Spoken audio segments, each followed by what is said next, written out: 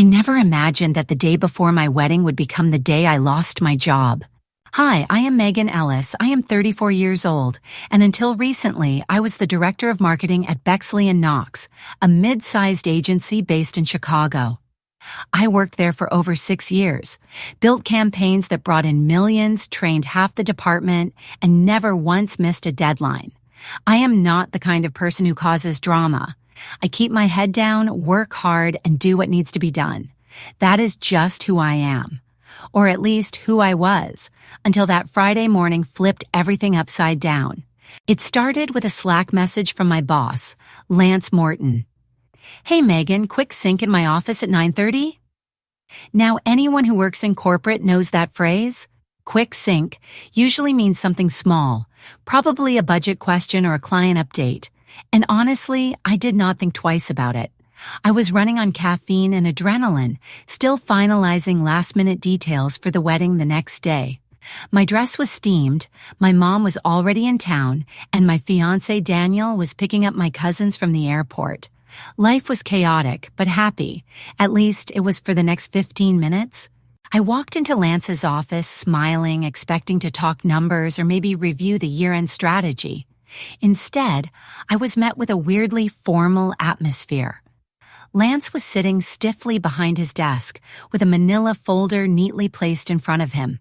He did not even look me in the eye. "Megan," he said, "thanks for coming in. I'll keep this short." And then he slid the folder toward me. "Effective today, your employment with Bexley & Knox is terminated. HR will follow up with next steps." Just like that. No warning, no reason, no performance review, no conversation, just a cold, dead-eyed statement that my time was up. I stared at him, completely stunned. "Is this a joke?" I asked, my voice shaking. "Tomorrow's my wedding, Lance. My bonus is supposed to vest in less than 24 hours. He gave me a tight-lipped shrug, like he was pretending to be sympathetic. "I know the timing's not ideal," he said, "but this is a business decision." A business decision? Really? After 6 years of loyalty and countless late nights, I get tossed aside like I am some budget line that needed cutting? It did not take a genius to connect the dots. My bonus was $31,000, and by firing me on Friday, they would not have to pay it out on Saturday. I could feel my hands shaking as I stood there, holding that folder, my heart pounding in my ears. I wanted to scream. I wanted to throw that chair across the room, but I did not. Instead, I took a deep breath, stood up, and looked him straight in the face. "You will regret this," I said quietly, not as a threat, more like a statement of fact. Then I walked out, head held high, refusing to give him the satisfaction of seeing me cry. I made it to my car before the first tear fell. I sat in that parking garage for 45 minutes just trying to breathe. My phone was buzzing with texts from my bridal party, asking about centerpieces and rehearsal dinner plans, and I just sat there, staring at the windshield. I felt humiliated, betrayed, used. 6 years of dedication gone with one signature. And worst of all, I could not tell anyone. I did not want to ruin the weekend. I wanted to marry Daniel with a clear heart and a full smile, not dragging this corporate dumpster fire into what should have been the happiest moment of my life. But I will be honest, part of me was angry, not just hurt, but deeply, bitterly angry. Lance knew exactly what he was doing. He wanted that bonus for himself. He probably planned this weeks ago, and it was not just about the money. It was about being discarded like I meant nothing. That is the part that kept me awake later that night. Not the lost income, but the coldness of it all. The quiet cruelty. The smug way he slid that folder across the table like he was passing out a lunch menu. I told myself I would deal with it later. That I would smile through the wedding, dance at the reception, and deal with the fallout after the honeymoon. But life has a funny way of twisting back around when you least expect it. I was not looking for revenge. I did not plot or plan anything. All I did was tell the truth to someone who listened, and it just so happened that person had the power to turn the world upside down for Lance Morton. and for the entire company that let him do it. But that comes later, that moment in his office with that beige folder and his blank face. That was the spark, the first crack in the glass. And while I walked out feeling broken, I had no idea that in just a few weeks, it would be Lance who watched everything fall apart. The tears came before I could even shut the car door. I remember gripping the steering wheel so tightly that my knuckles went white, trying to control my breathing, trying not to scream. 45 minutes.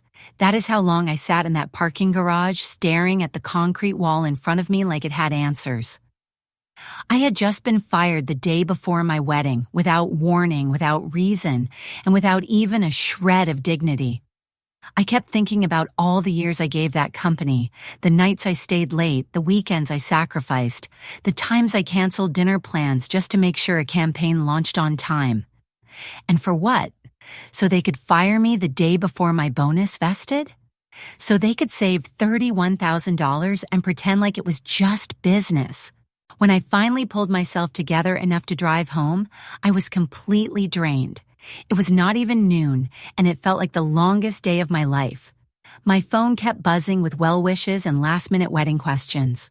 My maid of honor was asking about table settings, and my cousin wanted to know where to park for the rehearsal.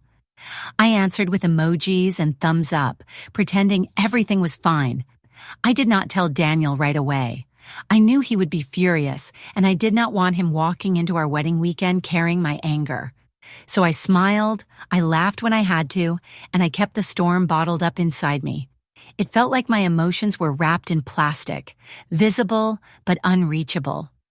I was moving through the motions, pretending to be the happy bride everyone expected. That night, I barely slept. I laid in bed, staring at the ceiling, going over every detail of the conversation with Lance. His flat tone, his fake sympathy, that smug little shrug when I brought up the bonus. I kept hearing his words in my head like an echo chamber. This is a business decision. Those 4 words made me feel small, disposable, like all my hard work meant nothing. And yet, even as the pain rolled through me in waves, something else was growing underneath it. A quiet kind of strength. A voice inside me saying, "You are still getting married tomorrow. You are still going to walk down that aisle." I clung to that voice like a lifeline. The morning of the wedding, I stood in front of the mirror with my makeup half done, staring at my reflection. My eyes were puffy, but my hands were steady. I took a deep breath and told myself out loud, "You are not letting him win." It was not just about Lance anymore. It was about not letting anyone rob me of my joy. Not that day, not that moment. I owed that to myself. I owed it to Daniel. So I straightened my shoulders, put on my dress, and walked out into the sunlight like the woman I knew I still was, strong, clear-headed, and ready to begin something new. The ceremony was held in a quiet garden outside the city. It was not extravagant or flashy, just the people we loved most, a few rows of white chairs, and the sound of wind moving through the trees. When I saw Daniel at the end of the aisle, my heart steadied. For the first time in 24 hours, I felt something close to peace. As I walked toward him, all the chaos from the day before began to blur. It did not disappear, but it softened. When we said our vows, I looked into his eyes and remembered exactly why I had fought so hard to keep this weekend intact. Because this love was real. It was not tied to money or power or corporate greed. It was ours. For a few hours, I let it go. I laughed, I danced, I let my nieces cover my dress in rose petals.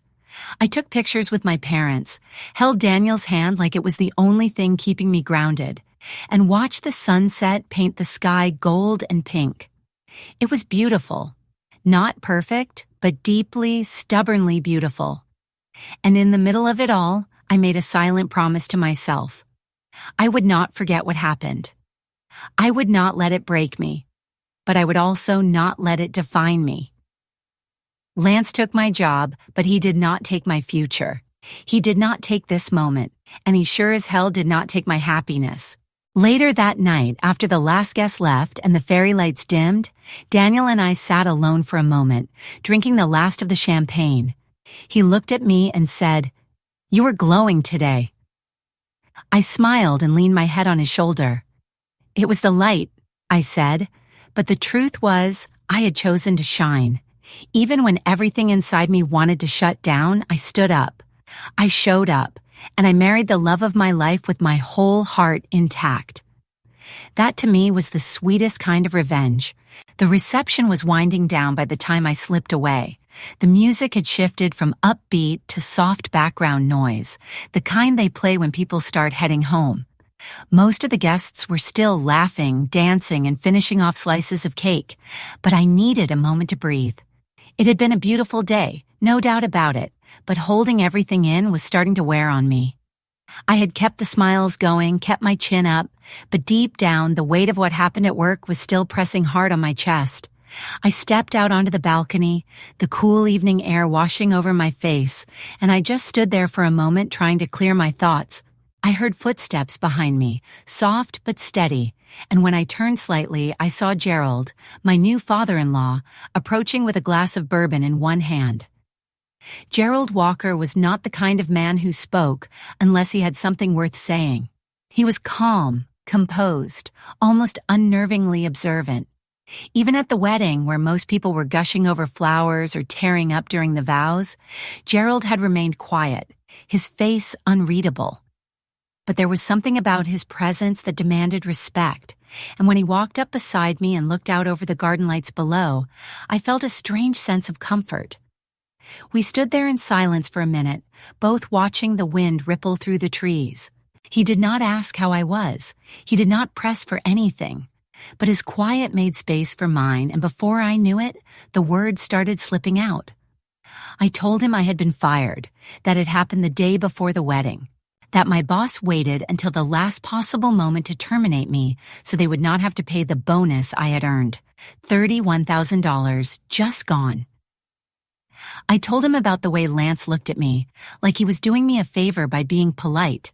I told him how I sat in my car and cried and how I almost let it ruin the wedding, but chose not to. Gerald did not interrupt. He just listened. That was something I had always admired about people like him. They did not fill the air with unnecessary words. They gave you room to tell the truth. And I did. I told him everything. Not to complain, not to stir drama, but because I needed to say it out loud. I needed someone to hear it. Not a friend, not my husband, not someone who would just tell me to move on. I needed someone who understood what it meant to be betrayed by people you trusted in business. And Gerald, being the CEO of one of the largest tech firms in the region, definitely understood. When I finally finished talking, I expected maybe a short piece of advice or even just a nod. But instead, he turned his head slightly, looked me right in the eye and said, "Thanks for telling me, Megan." That was it. Just those words. No reaction, no judgment, no false promises. At first, I felt a little embarrassed.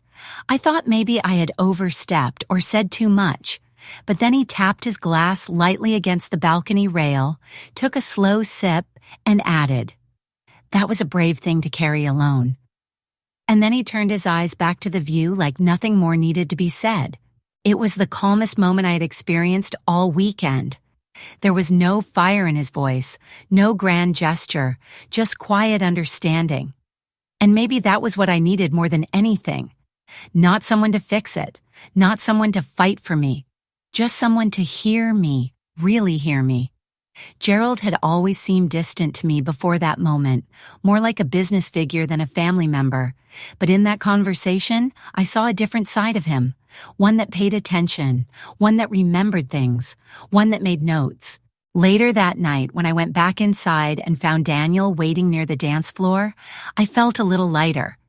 I still did not know what the future held. I still had no job, no bonus, no plan. But I had told my truth to someone who mattered. And while I was not expecting anything from it, a small part of me, very small, wondered if maybe Gerald's silence meant more than it seemed. Looking back now, I know that it did, But at the time, I just thought of it as a quiet moment shared on a balcony between two people who understood how the world really worked. Calm, composed, and never rushed, just like him. 1 week after we got back from the honeymoon, my phone started lighting up again. But this time, it was not about wedding pictures or thank you cards. It was work chatter. Former coworkers texting me things like, "Did you hear what's going on at Bexley?" And "Something weird is happening with compliance." At first, I brushed it off. I figured it was just more corporate nonsense. But by the third message, I could feel that familiar itch in the back of my mind. The one that says something is off. And sure enough, something was definitely off. I had not talked to anyone from the office since I was fired, at least not directly. But I had kept in touch with a few coworkers on LinkedIn and Instagram. Nothing serious, just enough to stay in each other's orbit. And suddenly, those people were reaching out again, only now it was with wide eyes and quiet voices. There were whispers about internal compliance digging through archived files. HR was asking questions they had not asked in years. Some employees had been called into one-on-one meetings and told not to share what was discussed. People were nervous. Even the office manager, who had been there longer than me, posted a vague story about snakes panicking when the grass is cut. It did not take long before Lance's name came up. Apparently, he had been acting completely unhinged, slamming doors, snapping at assistants, pacing in and out of meetings with flushed cheeks and wide eyes. One person even told me he had started deleting emails in front of people, which is always a terrible look in a corporate environment. Someone else said he stopped showing up to staff meetings altogether and started working behind closed doors with the blinds shut. The man who once strutted around the office like he owned the building was now paranoid and sweating through his shirts. Whatever was happening, it was rattling him to the core. I will be honest, I felt a certain satisfaction hearing all of it. Not because I wished him harm, but because for the first time it seemed like accountability was catching up to him. That smug look he gave me during the firing, the one that said, "You cannot touch me," was starting to crack. And while I had absolutely nothing to do with what was unfolding, I could not help but feel that a quiet justice was finally working itself into the story.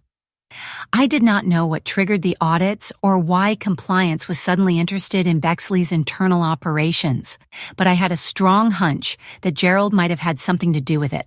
Gerald was not the type to yell or make threats. He was the kind of man who made a phone call, asked a few questions, and let the results speak for themselves. After our conversation on the balcony, he never brought up my firing again. Not during the rest of the reception, not on the flight to the honeymoon, not in the days afterward. But something about the way he had said, "Thanks for telling me, Megan," had stuck with me. It felt less like a polite comment and more like a line being drawn quietly in the background.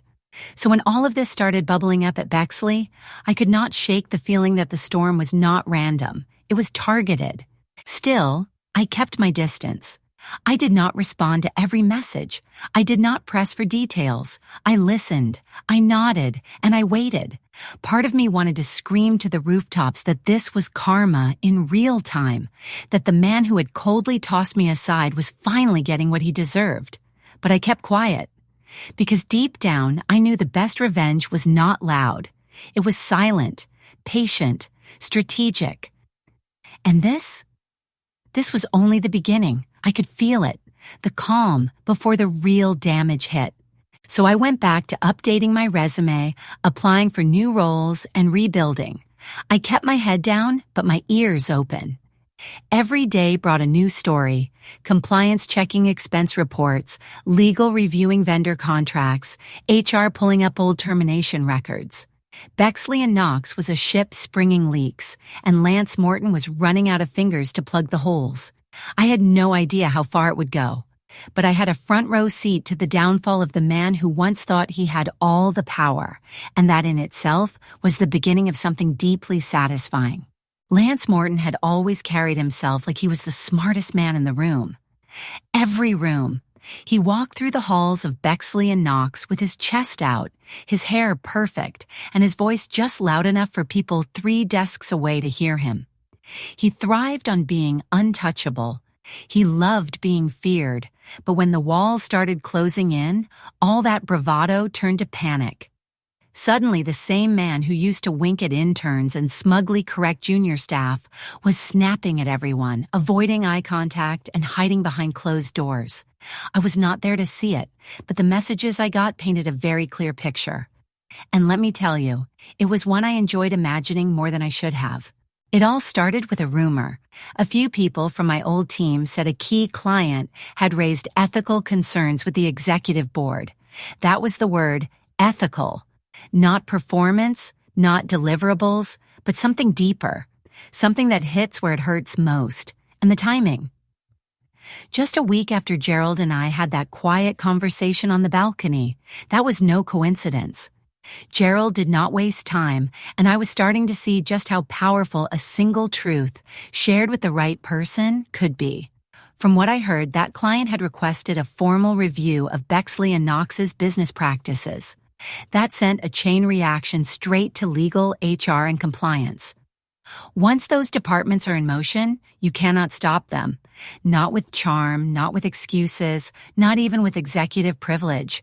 By the second week, Lance was unraveling. He accused his team of being disloyal. He fired off emails in the middle of the night that made no sense. He canceled team meetings and refused to share updates with the rest of the department. The man who used to brag about transparency suddenly wanted everything verbal and off the record. He even stopped showing up to the executive lunch briefings, which had always been his favorite place to show off. People started whispering that he was being investigated internally, and then one morning someone from HR reopened a handful of recent terminations, including mine. Apparently, HR had been instructed to look into the paperwork, timing, justification, compliance protocols. I know corporate systems well enough to know that this kind of review only happens when someone powerful demands it. My firing had not been subtle, and it definitely had not been clean. There was no performance documentation, no written warnings, nothing that could justify terminating someone a day before their bonus was set to vest. That kind of move only works when no one is watching. But now everyone was watching, and Lance knew it. People told me he stopped trusting his own staff. He asked his assistant to log out of her email account during meetings. He even started bringing his personal laptop into the office and using it for work, something explicitly against company policy. The man was spiraling, and honestly, I could not feel sorry for him. He had built his career stepping on people like me, quiet workers who kept the place running while he took the credit. He played a dirty game for years, and now that someone bigger than him had flipped the board, he had no idea how to play clean. I heard from one of the interns I used to mentor that he yelled at the CEO during a Monday morning operations call. That alone was unheard of. Lance had always kissed up to senior leadership, but now, with the pressure mounting, he was lashing out at everyone. That same week, 3 of his direct reports requested transfers out of his department. HR flagged it as a toxic management pattern. The story that had once been just about my bonus was now expanding into something much bigger, something Lance could not control or hide from. It was too late. The damage was already done. Whatever file Gerald had started or questions he had raised had cracked the foundation Lance built his image on, and no amount of arrogance could patch it. Watching it happen from the outside, piece by piece, was both surreal and incredibly validating. I did not have to fight back or burn bridges. All I had to do was speak the truth and let it find the right ears. Lance was learning what it felt like to be cornered. And this time, there was no assistant to clean up the mess, no scapegoat. Just a man watching his empire shrink under the weight of his own ego. About 2 weeks after the storm started brewing at Bexley and Knox, something completely unexpected landed in my inbox. It was an invitation. A sleek, formal digital invitation with silver trim and the WalkerTech logo at the top. Gerald's company. The subject line read, Annual Executive Forum Private RSVP. I blinked a few times, rereading it just to make sure I was not imagining things. I had heard about the executive forum before. It was a big deal in the tech world. It was where WalkerTech unveiled strategic partnerships, upcoming innovations, and occasionally even financial shakeups. It was not the kind of event you just casually attended. It was invitation only, and even Daniel, who had worked in tech for over a decade, had never been invited. Yet here it was with my name on it. At first, I figured it was just a courtesy invite, Gerald being polite. Maybe he wanted Daniel there, and I was included as the spouse. I did not think too deeply about it.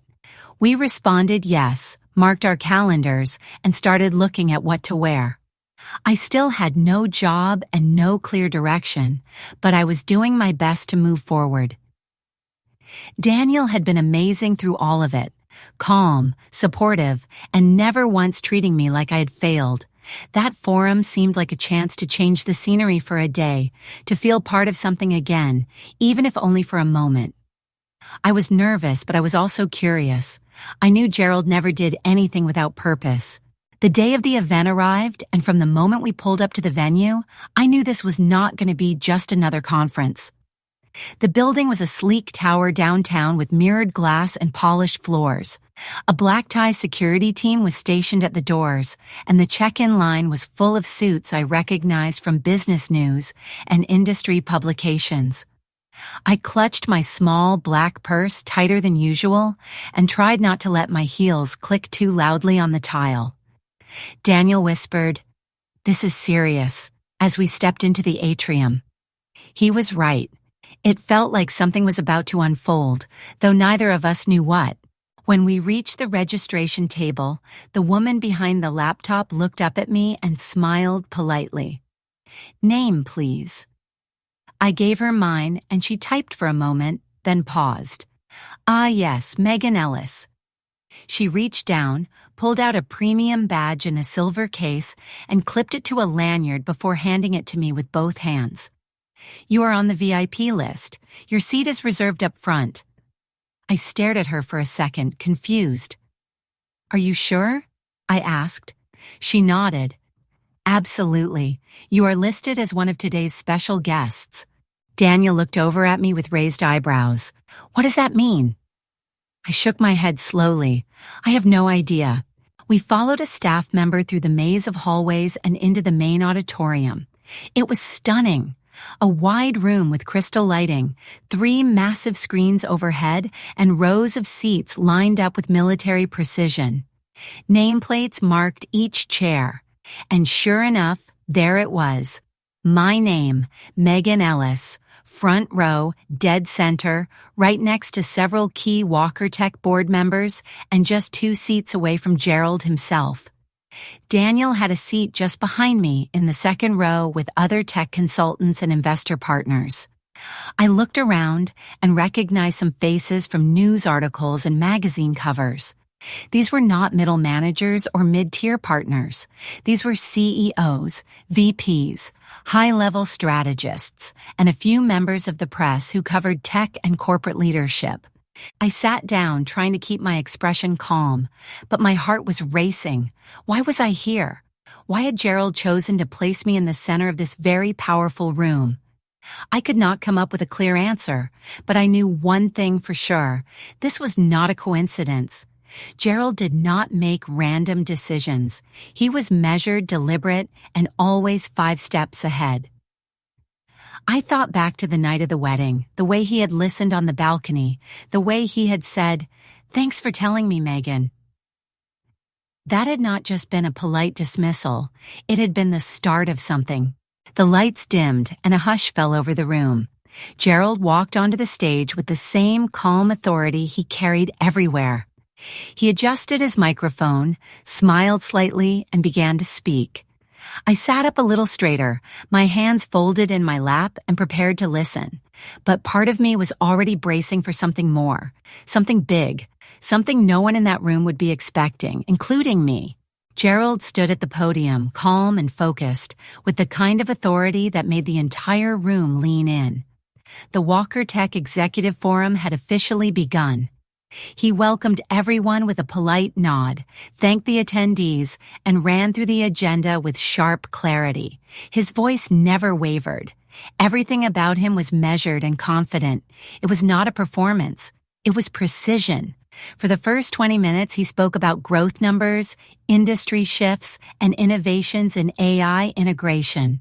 The room was full of nods and murmurs of agreement.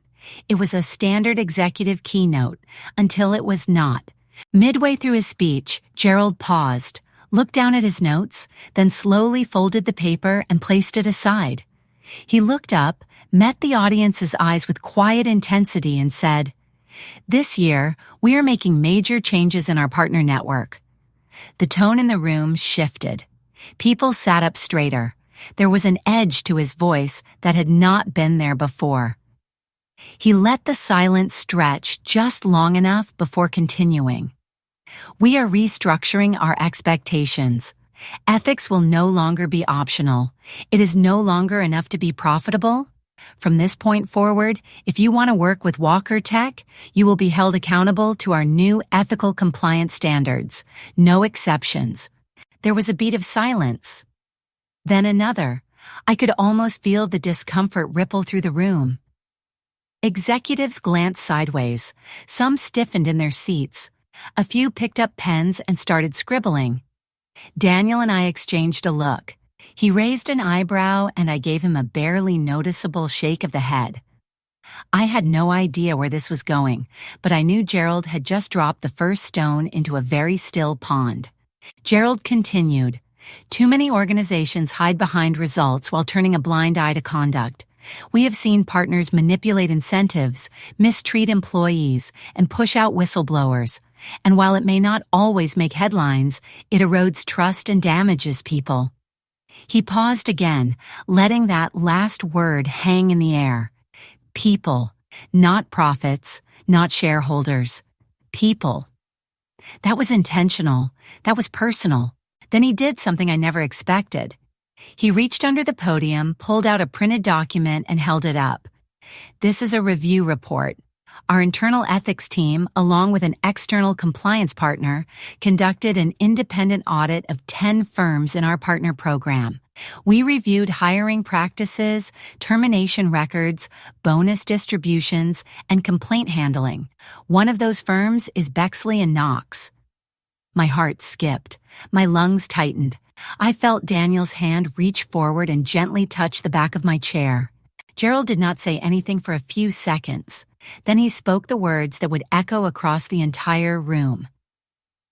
One of their executives, Lance Maynard, was found to have violated both internal policy and state-level employment protections in a pattern of retaliatory behavior. The air in the auditorium felt like it vanished. No one moved, no one whispered, everyone was listening now. Gerald laid the paper back down and continued, still calm, still steady. "Effective immediately, Bexley & Knox is suspended from our strategic partner list, pending further review. They will not receive any new contracts from WalkerTech." I blinked hard, not sure if I was even breathing. This was not just public. This was monumental. In front of VPs, CEOs, and the press, Gerald had just called out a firm by name, exposed their internal wrongdoing, and pulled the plug on a major partnership. It was not just business, it was justice, and he was not finished. He said, "We will also be launching a new partner ethics portal where employees from affiliated firms can safely report abuse without fear of retaliation.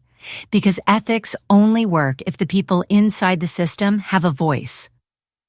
Another wave of shocked silence. I could feel the ground shifting beneath the entire room. Not a metaphor, a real shift. A new standard was being laid down, and Gerald was not waiting for approval. He was creating it.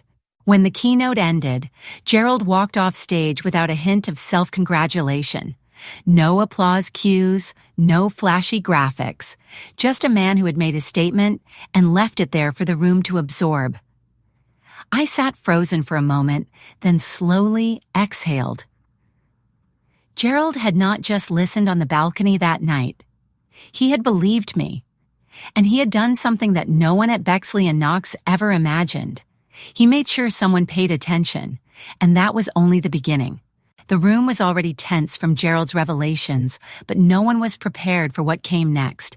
He stepped back up to the microphone, calm as ever, his voice steady and resolute. "There is one more announcement," he said, looking directly at the front rows where most of the press sat. "Effective immediately, WalkerTech Solutions will be terminating all contracts with Bexley and Knox, including our flagship $25 million innovation partnership." You could have heard a pin drop. Every head turned, some jaws dropped. Executives from other firms shifted uncomfortably. A few actually gasped out loud. Gerald did not pause for drama. He simply added, "Trust must be earned and protected." And then he walked off stage. For a moment, the room was frozen in silence. Then a low wave of murmurs broke out. Phones came out. Texts were sent. Heads bowed together in whispers. But I just sat there, stunned, trying to process what I had just heard. My former employer had just lost their biggest partnership. Publicly, dramatically, and without a second chance. And it was not because of missed numbers or poor performance. It was because someone stood up for ethics, because someone finally said enough. Daniel leaned in close to me and whispered, "Did you know he was going to do that?" I shook my head slowly. Not like this. Gerald had gone farther than I imagined. This was not just a warning shot. This was the hammer falling hard and loud, and in front of every influential business leader in the room. Whatever power Bexley and Knox thought they had, it just got sliced off at the knees. After the forum wrapped up, people started gathering in small groups. I heard my name whispered a few times as we made our way through the hall. Some executives gave me tight, knowing nods. A few even stopped me to say things like, "That was brave," or "You were right to speak up." I just smiled politely and kept moving. I was not there to gloat. I was there to witness. What Gerald had done was not about revenge. It was about setting a line in the sand and making sure everyone saw it. That evening, the headlines exploded. WalkerTech cuts ties with Bexley and Knox over ethics scandal. $25 million deal axed after internal audit. Executives under fire after retaliation allegations surface. News outlets ran clips of Gerald's speech. Industry blogs broke down the implications, and online forums lit up with speculation about who was next. For the first time, the bad behavior was not hidden behind NDAs or brushed off as business as usual. It was dragged into the light. I got a few messages from former coworkers that night. Some were shocked, some were thankful. A few just wrote, "Wow." One woman who had been quietly pushed out a year before me sent a message that simply read, "You did it. You made them pay attention." I stared at that for a while, because it was not just about me. It was about every person who had been pushed aside, disrespected, or quietly erased just for doing the right thing. Finally, someone powerful had stood up on our side. Meanwhile, reports started coming in that the board at Bexley and Knox had called an emergency session. Rumors flew that investors were furious. Stockholders wanted answers. HR execs were ducking calls. Lance. No one had heard from him publicly yet, but word on the inside was that he had cleared out his office the day after the forum. Whether he was fired or resigned, no one knew for sure, but I knew one thing. His smirk was gone. Daniel and I sat on the couch that night, scrolling through headlines, barely speaking. Not because we were upset, but because we were in awe. I had gone from crying in my car to watching an empire shake, and I had not lifted a finger to destroy it. All I had done was speak the truth, once quietly to someone who actually listened. The announcement hit like a bomb in the center of that elegant, polished conference hall. Phones lit up within seconds, screens glowing in every direction as executives scrambled to text their teams, check their email, or pull up the stock app to see what this meant for Bexley and Knox. Some execs stood up and walked out quietly, stunned. Others just sat frozen, blinking at the stage like they were not sure what they had just heard. But Gerald? He did not flinch. He stood steady at the podium, his hands calm on the sides, the corners of his mouth pulled into a flat line. He scanned the room slowly, then let his eyes rest on me for a second. Just 1 second. There was no smirk, no smile, just confirmation. Then he looked away and moved to the next agenda item like nothing had happened. That moment was surreal. The air had changed. You could feel it in your chest, tight, heavy, electric. And yet Gerald carried on as if he had just reminded everyone about the catering schedule. That was what made it powerful. He did not scream. He did not point fingers. He simply delivered a decision with absolute finality. Calm, precise, ruthless. The kind of ruthlessness that only exists when someone knows they are doing the right thing and is not afraid to let the consequences unfold. I watched as some attendees tried to regain their footing. A few scribbled notes in their programs with shaky hands. A man near the front row whispered something to his assistant, who nodded quickly and slipped out the side door. The press section stayed frozen, still unsure if they were allowed to react, like they had just witnessed something that should not have happened so openly. But the message was clear. Gerald was not just talking about ethics. He was showing what it looked like in action. I leaned back in my chair and took a long breath. My palms were cold, even though the room was warm. Daniel reached over and rested a hand on my knee, grounding me. I looked at him, and he gave me a small nod. Quiet support. I was not alone in this anymore, and the world was watching now. No one could pretend this was just a rumor or some quiet HR issue. This was public, strategic, and it hit where it hurt. After the forum continued, the room never quite settled again. Every speaker that followed Gerald tried to keep their pace, but you could tell their minds were elsewhere. Questions came slower. Applause was muted. Eyes kept drifting back to their phones. The damage was done, and everyone knew it. That was the brilliance of it. Gerald had dropped the truth like a stone into still water, and the ripples were only beginning to spread. As we made our way to the networking session afterward, people approached us carefully. Some just offered polite nods. A few wanted to talk, ask questions, say thank you, express their shock. One woman in a navy pantsuit whispered, "I have never seen anyone pull off a move like that with so much control." Another said, "That was a line in the sand. A lot of us needed to see it." I nodded, said thank you, and kept my responses short. I was still processing it myself. But what stuck with me most was not the shock or the praise. It was how quickly everything shifted once someone powerful chose principle over convenience. For so long, I had believed that people like Lance always got away with it, that they climbed by stepping on people like me, that the only choice left was to move on quietly and heal in private. But now I saw something else. I saw that silence could be broken, that power could be used, not just to dominate, but to protect. Gerald did not raise his voice. He did not need to. His decision was a scalpel, not a hammer. Clean, sharp, and irreversible. That silence in the room? That was not fear. It was realization. Everyone suddenly understood that things were no longer business as usual. Not here. Not now. Not with him in the room. And as we left that forum, I knew one thing deep in my gut. This was just the beginning. 3 days later, the news came through quiet channels just like I expected. Lance was gone, fired, no press release, no farewell email, no spin from the PR department. One day, he was in that corner office with the view of the city, and the next, his name was off the internal directory. No one said it out loud, but everyone knew. He did not step down. He was not promoted. He was removed, just like he had removed me, and just like he had done to others who never had the chance to fight back. It was strange how calm I felt when I heard it.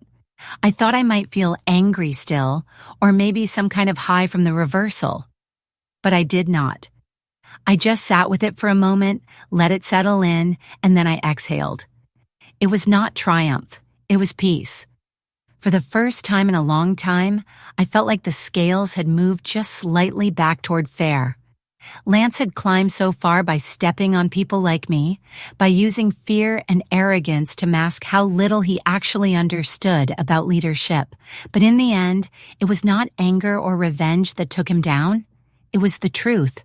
From what I heard through the grapevine, the final blow came after a quiet review of his deals and decisions. Apparently, the client complaints were more detailed than expected. Some of the numbers did not add up.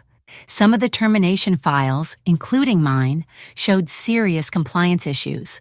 His own team had started documenting his behavior. HR, legal, and the board met behind closed doors. And then, without warning, they just cut him loose. No ceremony, no golden parachute. Just a cold exit, the same way he had tossed me out. I never got my bonus back. There was no back pay, no formal apology. But standing in that forum, hearing Gerald call out what was right and wrong, and then seeing the final outcome hit so fast after, that was worth more than any check. It was the kind of justice you do not always get in the corporate world. Not loud, not dramatic, just firm. I did not need Lance to crash and burn. I just needed the story to be acknowledged. I needed someone to say, this was wrong, and they did. People started reaching out again, more this time. Messages from old coworkers, even people I barely knew. They thanked me, told me they had watched it happen to others and never knew what to do. Some asked how I held on so long without speaking out publicly. My answer was always the same. I just waited for the right moment. Because deep down, I believed the moment would come. I believed someone with a spine and a microphone would see through the noise and decide that integrity mattered more than connections. Daniel and I sat on the patio the night after the news broke. It was quiet, just the sound of distant traffic and the hum of late summer. He handed me a glass of wine and said, "So, how does it feel?" I paused for a second and smiled a little. "It feels quiet," I said, "but in a good way, like something closed." He nodded, and we did not say much else. We did not need to. The silence was full. I did not go on some social media rant. I did not rub it in. That was never the point. The point was that someone finally saw it, that someone finally acted. For once, the wrong person was held accountable, while the rest of us just watched, relieved, not bitter. That was the win. There is a kind of justice that does not make headlines. It does not explode in courtrooms or trend online. It just shows up slow and steady in boardrooms and whispered meetings. It looks like a man leaving the building without his title. It feels like being able to sleep again without replaying the moment you were wronged. It is not revenge. It is repair. And even though I did not get every dollar I was owed, even though I never got to say the things I practiced in my head 100 times, I got the only thing I really needed. I felt seen, heard, validated. And for me, honestly, that was enough.